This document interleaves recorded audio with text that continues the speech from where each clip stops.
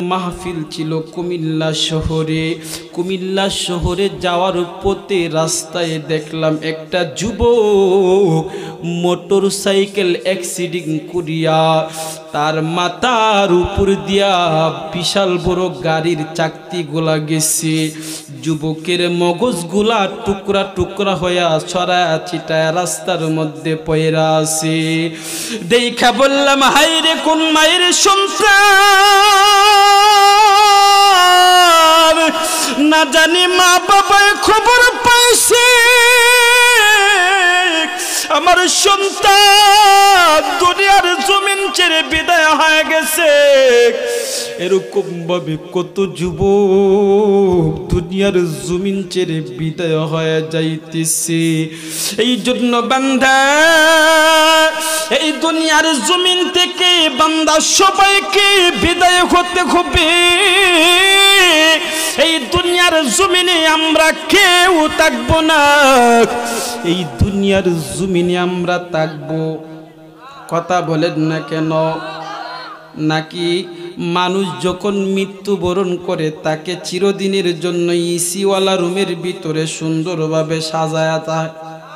হ্যাঁ, তাহলে কি করে? মাটির ভিতরে ঢুকায়া দেই, শেষ। দুনিয়ার সমস্ত সম্পর্কগুলাই মৃত্যুর সঙ্গে সঙ্গেই শেষ হয়ে যায়।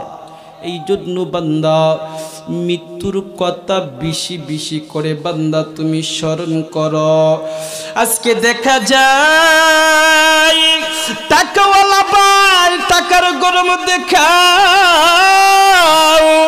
পয়সাওয়ালা ভাই তুমি পয়সার গরম দেখাও, এই ক্ষমতাওয়ালা ভাই তুমি ক্ষমতার গরম দেখাও।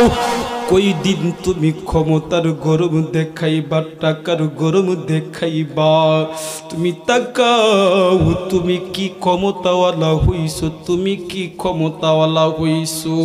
ওই ফেরাউনের দিকে তুমি তাকাও। আল্লাহর পয়গম্বর মুসা নবী যখন একাত্মবাদের কালিমার দাওয়াত দিতে শুরু করে দিল, এবার ওই রাজ্যের মাঝে ফেরাউন সে নিজেকে নিজে ক্ষুধা মনে করে অন্য ক্ষুধার অনুসারী যারা করে তাদেরকে পাইলে হত্যা করে ফেলে, জেলখানায় বন্দি করে ফেলে, জ্বলন্ত আগুনের মধ্যে তাকে নিক্ষেপ করে ফেলে। এত নিষ্ঠুর ফেরাউন অনেক ক্ষমতার মালিক ছিল, কিন্তু ক্ষমতা বেশি দিন তাকে নাই। আল্লাহর পয়গম্বর মুসা নবী যখন একাত্মবাদের কালিমার দাওয়াত দেওয়া শুরু করে দিচ্ছে, ঈমানওয়ালাদেরকে যখন ঈমানের দাওয়াত দিতে শুরু করে দিল, এমন সময় ফেরাউনের কানে চইলা গেছে তাকে ক্ষুধা মনে না করিয়া, তাকে ক্ষুধা না মাইনা একজন মুসা পয়গম্বর আরেকজনকে ক্ষুধা মনে করে। মুসা পয়গম্বরের ওই কাজগুলা ফেরাউনের কাছে গ্রহণযোগ্য না। এবারে ফেরাউন চিন্তা ভাবনা করলো, আমি আমি রাজ্যের রাজা, আমার চাইতে ক্ষমতাশীল কে আছে বলো? এবারে ফেরাউন মনস্থ করলো, সেনাপতিদেরকে নিয়ে চিন্তা ভাবনা করলো মুসাকে ধ্বংস করে ফেলবে এবং ঈমান যারা আনছে তাদেরকে একেবারে ধ্বংস করে ফেলবে। এক পর্যায়ে দেখা যায় ওই ফেরাউন এবার অর্ডার দিয়ে দিচ্ছেন মুসা এবং কালিমাওয়ালা ঈমানদারদেরকে হত্যা করার জন্য নির্দেশ দিয়ে দিয়েছেন। স্বয়ং নিজে ফেরাউন দেখা গেল বিশাল বড় সৈন্য সেনাবাহিনীদেরকে নিয়া মুসা নবীকে ধ্বংস করার জন্য রওনা দিয়ে দিয়েছেন। পয়গম্বর মুসা নবী ঈমানওয়ালাদেরকে বাঁচানোর জন্য এক জায়গা থেকে অন্য জায়গায় রওনা দিয়েছেন ঈমানওয়ালাদেরকে বাঁচানোর জন্য। পিছনে আবার ফেরাউনের বিশাল বড় দল, সামনে যাইতেছেন আল্লাহর পয়গম্বর মুসা নবী সামনের দিকে যাইতেছে। যাইতে যাইতে গিয়ে দেখে বিশাল বড় একটা সমুদ্র। ওই সমুদ্রের মধ্যে দেখা গেল কোনো ব্রিজও নাই, কোনো ফিরিও নাই, কোনো নৌকাও নাই। পিছন দিক দিয়া বিশাল বড় ফেরাউনের দলবল, সামনের দিকে হলো বিশাল বড় সমুদ্র। কিভাবে পাড়ি দিবে, কিভাবে ঈমানওয়ালাদেরকে রক্ষা করবে, ওই চিন্তা টেনশন পয়গম্বর মুসা নবী করতেছেন। এবারে আল্লাহ তাআলা ডেকে ডেকে বলতেছেন, রে আমার বন্ধু মুসা, টেনশনের কোনো কারণ নাই, চিন্তার কোনো কারণ নাই। টেনশন করবা না, চিন্তা করবা না। তোমার হাতে যে লাঠিটা আছে তুমি সাধারণ লাঠি মনে কইরো না। এই যে হাতের লাঠি আছে, ওই হাতের লাঠিটা তুমি জমিনের মধ্যে ছেড়ে দাও, ওই সমুদ্রের মধ্যে তুমি ছেড়ে দাও, বাড়ি দাও।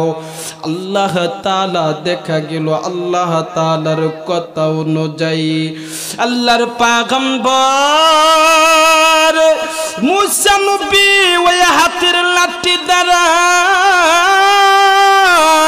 দেখা গেল ওই সমুদ্রের পানির মধ্যে বাড়ি দিছে। সঙ্গে সঙ্গে ওই সমুদ্রের মধ্যে সুন্দর রাস্তা হয়ে গেছেন। জোরে বলেন সুবহানাল্লাহ। ঈমানওয়ালাদেরকে কে বাঁচান? আরো জোরে বলেন ঈমানওয়ালাদের বাঁচানোর মালিক কে? আল্লাহ বাঁচান যে বাস্তব উদাহরণ। পয়গম্বর মুসা নবী যখন সমুদ্রের মধ্যে লাঠি দ্বারা বাড়ি দিছে, সুন্দর রাস্তা হয়ে গেছে। এবার ওই রাস্তা দিয়া ঈমানওয়ালাদেরকে নিয়ে আবার পাড়ি দিতে শুরু করে দিল। যাইতে যাইতে যাইতে যাইতে যখন পয়গম্বর মুসা নবী সমুদ্রের ওই পারে ওইটা যাবে, এমন সময় ওই ফেরাউনের দলবলগুলা সমুদ্রের পাড়ের মধ্যে আইসা দেখে বিশাল সুন্দর রাস্তা। ফেরাউন বলে, আমি এই রাজ্যের রাজা, এত সুন্দর রাস্তা আমি ছাড়া অন্য কেউ বানাই নাই, তাহলে এত সুন্দর রাস্তা এখানে কোথা থেকে আইলো? আসলে কি এটা ফেরাউনের বানানো রাস্তা? কার বানানো? আরো জোরে বলেন কার? এই জন্য বান্দা ওই ফেরাউন এবারে ঠিক করলে তাহলে ঠিক আছে, ধরো তাড়াতাড়ি ধরো।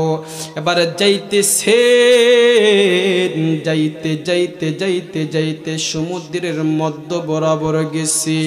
ওই দিক দিয়া পয়গম্বর মুসা নবী ঈমানওয়ালাদেরকে নিয়ে ওইটা গেছে সমুদ্রের ওই পারে। এবারে আল্লাহ তাআলা ডেকে ডেকে বলতেছে, রে মুসা, এবার তুমি তোমার হাতের যে লাঠিটা আছে, ওই হাতের লাঠিটা এবার তুমি টান মেরে তোলো। পয়গম্বর মুসা নবী সঙ্গে সঙ্গে লাঠিটা টান দিলেন। ওই দিক দিয়া সমুদ্রের রাস্তাগুলা ওই পার থেকে দেখা গেল ওই পানিগুলা আবার আগের মতো প্লাবনের মতো আক্রমণ করতে শুরু করে দিল। কেমন আক্রমণ? ফিরসা হুজুর আইছে। আমরা সবাই যারা যারা এখানে আছেন মাহফিলের ভিতরে চলে আসেন ইনশাআল্লাহ। ফিরসা হুজুর এসেছেন, আর বেশি দেরি হবে না। আপনারা সবাই এদিক সেদিক ঘোরাফেরা না করে আইসা পড়েন। যাই হোক মুসলমান ভাইরা আমার, যে কথাটা বলতেছিলাম, এবার পয়গম্বর মুসা নবী এবার লাঠিটা টান দিছে সমুদ্রের মাঝ বরাবর ফেরাউন এবং ফেরাউনের দল বলগুলা। এক পর্যায়ে দেখা যায় ওই ফেরাউনের